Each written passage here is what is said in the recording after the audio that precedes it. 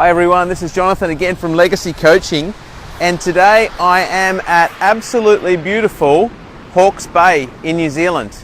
And in behind me is the waves are splashing up on this rocky beach, so it's creating a bit of noise as the waves go back. You can probably hear it in the background, the waves running back down the rocks. And I just got to thinking whilst walking here and taking some photos of this absolutely stunning part of the world, just about when we talk about stress and we talk about what's going on in life, and sometimes when I guess for leaders, innovators, entrepreneurs, people like you, we're often sort of going forward, we're pushing to the next thing and pushing to the next thing, and we got a lot of vision and a lot of clarity as to what it is we want to do.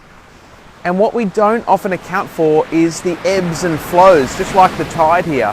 That's a massive wave as the tide's coming in. In life, there's ebbs and flows, just like in the tide, there's a constant ebb and flow. And I know as a high-achieving entrepreneur, often we just want that flow. We want to go forwards further and faster. We want to do the next thing and move on. And if it doesn't happen, we can get a little bit stressed and a little overwhelmed. You see, one of the beauties about the tide is that in order for flow to happen more, and now the tide's coming in, there's some massive waves right up behind me. As the tide comes in, it has to ebb backwards so that it can flow forwards even further.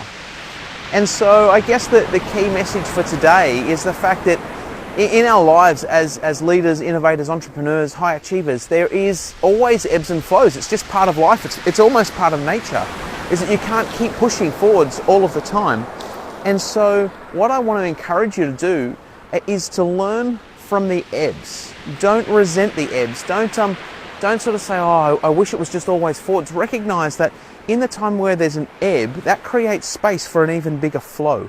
And if you harness the ebb, then the next flow will be even bigger. And so how are you going with your ebbs and flows? Do you harness the ebb or do you resent the ebb? I guess is the key thing today. And so have a look. The next time you're in an ebb and you're wishing you're in a flow, just stop and go, well, what can I learn as my energy comes back and as my momentum draws back a little bit? What can I learn from this that I can harness to go forward into the next flow to get the most out of it?